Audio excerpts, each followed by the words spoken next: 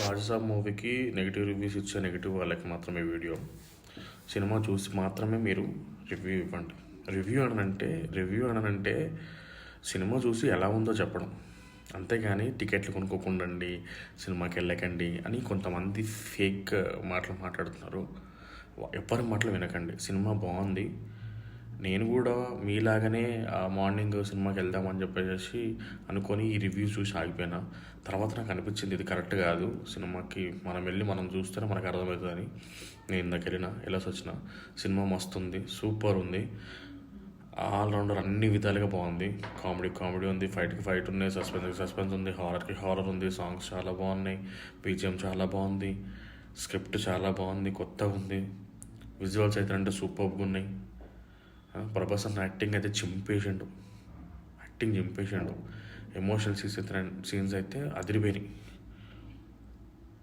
Climax అందరంటే peaks, ఎక్కడ కూడా bore అనిపించలేదు. ఖచ్చితంగా ఎంటర్టైన్ అవుతారు. Ticket worthy movie.